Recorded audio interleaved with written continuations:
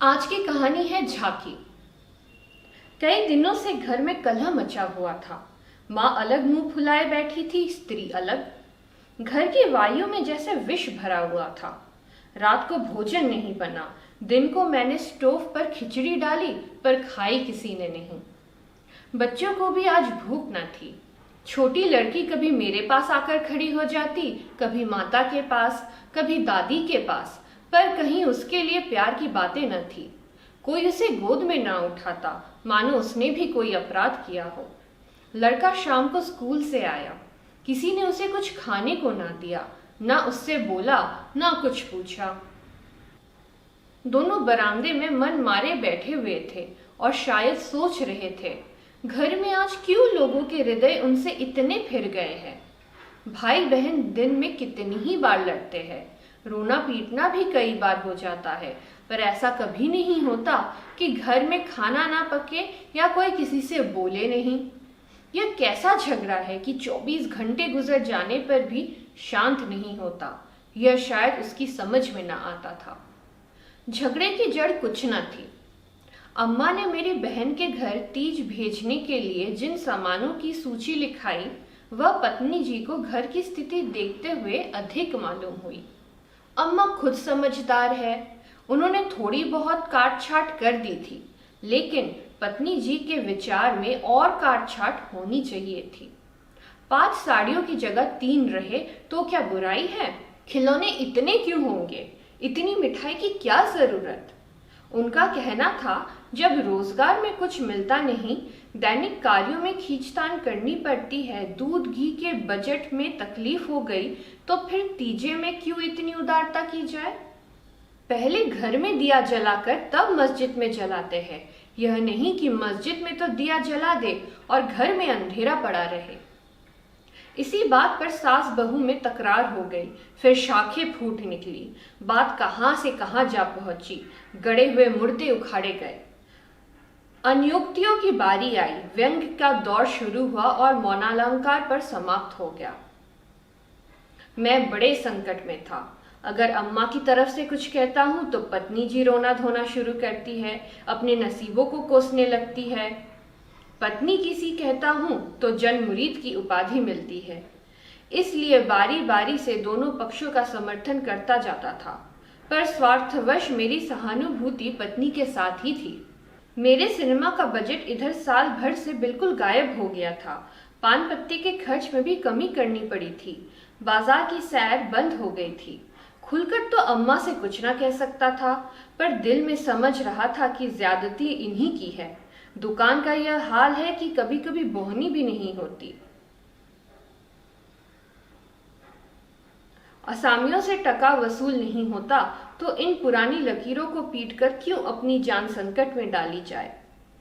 बार बार गृहस्थी के जंजाल पर तबीयत झुंझलाती थी। घर में 3 तो प्राणी है और उनमें भी प्रेम भाव नहीं। ऐसी गृहस्थी में आग लगा देनी चाहिए। कभी कभी ऐसी सनक सवार हो जाती थी कि सबको छोड़ छाड़ कर कहीं भाग जाओ। जब अपने सिर पड़ेगी तब इनको होश आएगा, तब मालूम होगा कि गृहस्थी कैसे चलती है। क्या जानता था कि यह विपत्ति झेलनी पड़ेगी, नहीं विवाह का नाम ही न लेता। तरह तरह के कुत्सित भाव मन में आ रहे थे। कोई बात नहीं, अम्मा मुझे परेशान करना चाहती है। बहू उनके पाँव नहीं दबाती, उनके सिर में तेल नहीं डालती, तो इसमें मेरा क्या दोष? मैंने उसे मना तो नहीं कर दिया। मुझे तो सच्चा आनंद होगा यदि सास बहू में इतना प्रेम हो जाए, लेकिन यह मेरे वश की बात तो नहीं कि दोनों में प्रेम डाल दूं। अगर अम्मा ने अपनी सास की साड़ी धोई है, उनके पाँव दबाए हैं, उनकी घुड़कियां खाई है, तो आज वह पुराना हिसाब बहू से क्यों चुकाना चाहती है? उन्हें क्यों दिखाई नहीं देता कि अब समय बदल गया है? बहुएं अब भयवश सास की गुलामी नहीं करती। प्रेम से चाहे सिर के बाल नोच लो, लेकिन जो रूप दिखाकर उन पर शासन करना चाहा तो वह दिन लद गए। सारे शहर में जन्माष्टमी का उत्सव हो रहा था। मेरे घर में संग्राम छिड़ा हुआ था। संध्या हो गई थी, पर सारा घर अंधेरा पड़ा था। नहुसत छाई हुई थी। मुझे अपनी पत्नी पर क्रोध आया। लड़ती हो लड़ो, लेकिन घर में अंधेरा क्यों रखा है? जाकर कहा, क्या आज घर में चिराग ना जलेंगे? पत्नी ने मुंह फुलाकर कहा, जला क्यों नहीं लेते, तुम्हारे हाथ नहीं है? मेरी देह में आग लग गई। बोला, तो क्या जब तुम्हारे चरण नहीं आए थे तब घर में चिराग ना जलते थे?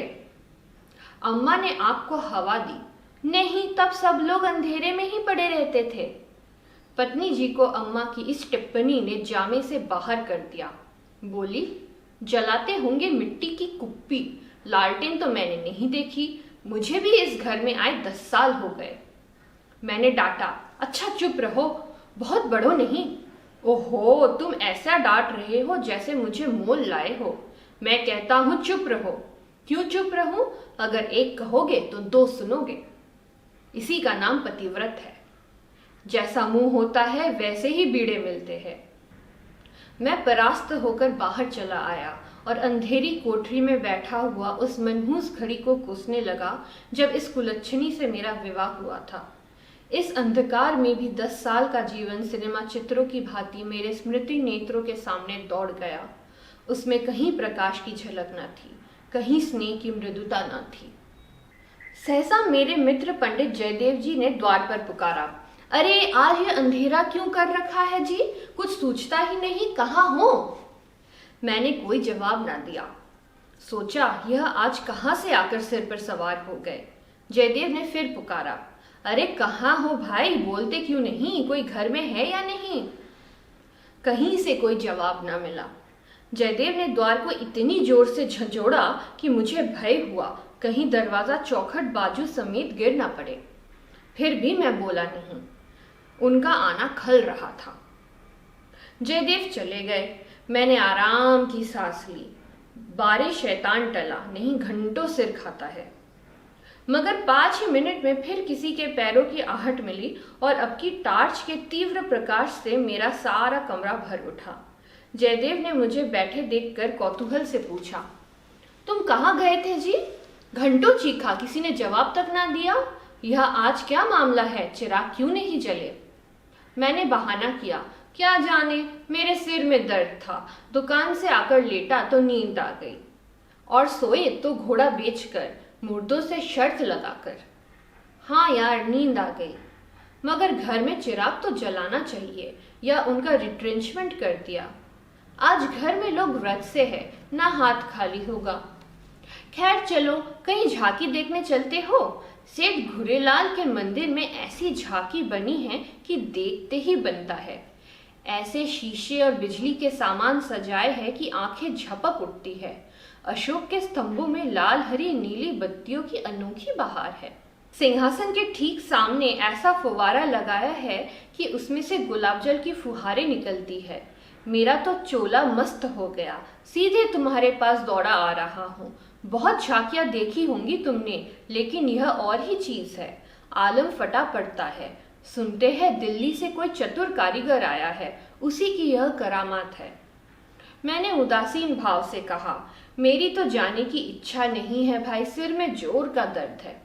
तब तो जरूर चलो भाई, दर्द भाग ना जाए तो कहना। तुम तो यार बहुत दिख करते हो। इसी मारे में चुपचाप पड़ा था कि किसी तरह यह बला टले, लेकिन तुम सिर पर सवार ही हो गए हो। कह दिया मैं ना जाऊंगा, और मैंने कह दिया मैं जरूर ले जाऊंगा। मुझ पर विजय पाने का मेरे मित्रों को बहुत आसान नुस्खा याद है। यूं हाथापाई धींगा मुश्ती धौल धप्पा में किसी से पीछे रहने वाला नहीं हूं, लेकिन किसी ने मुझे गुदगुदाया और मैं परास्त हुआ। फिर मेरी कुछ नहीं चलती। मैं हाथ जोड़ने लगता हूँ, घिघियाने लगता हूँ और कभी कभी रोने लगता हूँ। जयदेव ने वही नुस्खा आजमाया और उसकी जीत हो गई। संधि की यही शर्त ठहरी कि मैं चुपके से झांकी देखने चला चलूं। सेठ घुरेलाल उन आदमियों में है जिनका प्रातः को नाम ले लो तो दिन भर भोजन ना मिले। उनके मक्खी चूसने की सैकड़ों ही दंत कथाएं नगर में प्रचलित है। कहते हैं एक बार मारवाड़ का एक भिखारी उनके द्वार पर डट गया कि भिक्षा लेकर ही जाऊंगा। सेठ जी भी अड़ गए थे कि भिक्षा ना दूंगा, चाहे कुछ हो। मारवाड़ी उन्हीं के देश का था। कुछ देर तो उनके पूर्वजों का बखान करता रहा, फिर उनकी निंदा करने लगा। अंत में द्वार पर लेट रहा। सेठ जी ने रत्ती भर परवाह न की। भिक्षुक भी अपनी धुन का पक्का था। 7 दिन द्वार पर बेदाना पानी पड़ा रहा और अंत में वहीं पर मर गया।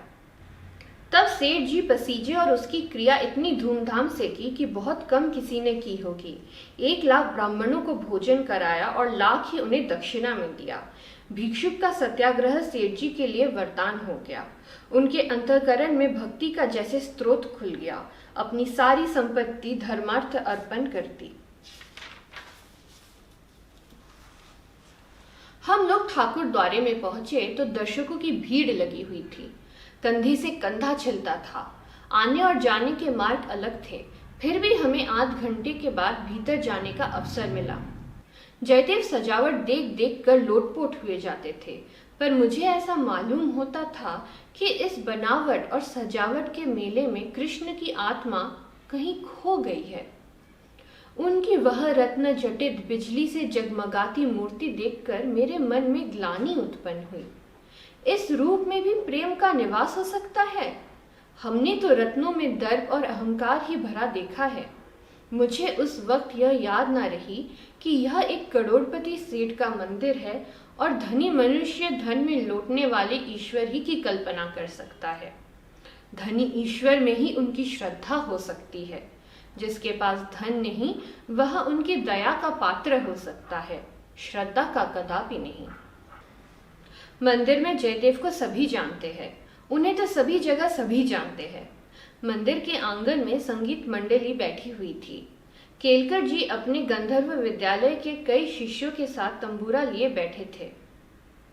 पखावज, सितार, सरोद, वीणा और जाने कौन कौन से बाजे जिनके नाम भी मैं नहीं जानता उनके शिष्यों के पास थे। कोई गत बजाने की तैयारी हो रही थी। जयदेव को देखते ही केलकर जी ने पुकारा। मैं भी तौफेल में जा बैठा। एक क्षण में गत शुरू हुआ। समा बंद गया। जहां इतना शोरगुल था कि तोप की आवाज भी न सुनाई देती, वहां जैसे माधुर्य के उस प्रवाह ने सब किसी को अपने में डुबा लिया। जो जहां था वही मंत्रमुग्ध सा खड़ा था। मेरी कल्पना कभी इतनी सचित्र और सजीव न थी।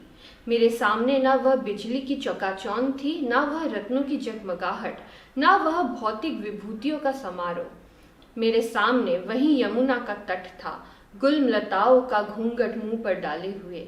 वही मोहनी गौवे थी, वही गोपियों की जल क्रीड़ा, वही वंशी की मधुर ध्वनि, वही शीतल चांदनी और वही प्यारा नंद किशोर, जिसकी मुख छवि में प्रेम और वात्सल्य की ज्योति थी, जिसके दर्शनों ही से हृदय निर्मल हो जाते थे। मैं इसी आनंद विस्मृति की दशा में था कि कंसर्ट बंद हो गया और आचार्य केलकर के एक किशोर शिष्य ने धुन पर अलापना शुरू किया। कलाकारों की आदत है कि वह शब्दों को कुछ इस तरह तोड़ मरोड़ देते हैं कि अधिकांश सुनने वालों की समझ में नहीं आता कि क्या गा रहे हैं। इस गीत का एक शब्द भी मेरे समझ में न आया, लेकिन कंठ स्वर में कुछ ऐसा मादकता भरा लालित्य था कि प्रत्येक स्वर मुझे रोमांचित कर देता था। कंठ स्वर में इतनी जादू भरी शक्ति है, इसका मुझे आज कुछ अनुभव हुआ। मन में एक नए संसार की सृष्टि होने लगी, जहां आनंद ही आनंद, प्रेम ही प्रेम, त्याग ही त्याग है। ऐसा जान पड़ा, दुख केवल चित्त की वृत्ति है, सत्य है केवल आनंद। एक स्वच्छ करुणा भरी कोमलता जैसे मन को मसोसने लगी। ऐसी भावना मन में उठी कि वहां जितने सज्जन बैठे हुए थे सब मेरे अपने हैं, अभिन्न हैं। फिर अतीत के गर्भ में मेरे भाई की स्मृति मूर्ति निकल आई। मेरा छोटा भाई बहुत दिन हुए मुझसे लड़कर घर की जमा जथा लेकर रंगून भाग गया था और वहीं उसका देहांत हो गया था। उसके पाश्विक व्यवहारों को याद करके मैं उन्मत्त हो उठता था।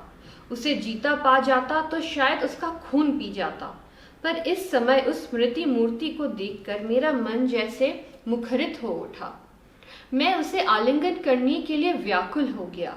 उसने मेरे साथ, मेरी स्त्री के साथ, माता के साथ, मेरे बच्चों के साथ जो जो कटु, नीच और घृणास्पद व्यवहार किए थे वह सब मुझे भूल गए। मन में केवल यही भावना थी, मेरा भैया कितना दुखी है। मुझे इस भाई के प्रति कभी इतनी ममता न हुई थी। फिर तो मन की वह दशा हो गई जिसे विह्वलता कह सकते हैं। शत्रु भाव जैसे मन से मिट गया हो। जिन जिन प्राणियों से मेरा बैर भाव था, जिनसे गाली गलौज मारपीट मुकदमेबाजी सब कुछ हो चुकी थी, वह सभी जैसे मेरे गले में लिपट लिपट कर हंस रहे थे। फिर पत्नी की मूर्ति मेरे सामने आ खड़ी हुई, वह मूर्ति जिसे 10 साल पहले मैंने देखा था। उन आंखों में वही विकल कंपन था, वही संदिग्ध विश्वास, कपोलों पर वही लज्जा लाजिमा, जैसे प्रेम के सरोवर से निकला हुआ कोई कमल पुष्प है। वही अनुराग, वही आवेश, वही उन्माद, वही याचना भरी उत्सुकता, जिसमें मैंने उसे न भूलने वाली रात को उसका स्वागत किया था, एक बार फिर मेरे हृदय में जाग उठी। मधुर स्मृतियों का जैसे स्रोत सा खुल गया। जी ऐसे तड़पा कि इसी समय जाकर विद्या के चरणों पर सिर रगड़ कर रोऊं और रोते रोते बेसुध हो जाऊं। मेरी आंखें सजल हो गई। मेरे मुंह से जो कटु शब्द निकले थे वह सब जैसे मेरे ही हृदय में गड़ने लगे। इसी दशा में जैसी ममतामयी माता ने आकर मुझे गोद में उठा लिया। बालपन में जिस वात्सल्य का आनंद उठाने की मुझ में शक्ति न थी, वह आनंद आज मैंने उठाया। गाना बंद हो गया, सब लोग उठ उठ कर जाने लगे। मैं कल्पना सागर में ही डूबा बैठा रहा। सहसा जयदेव ने पुकारा, चलते हो या बैठे ही रहोगे? झांकी।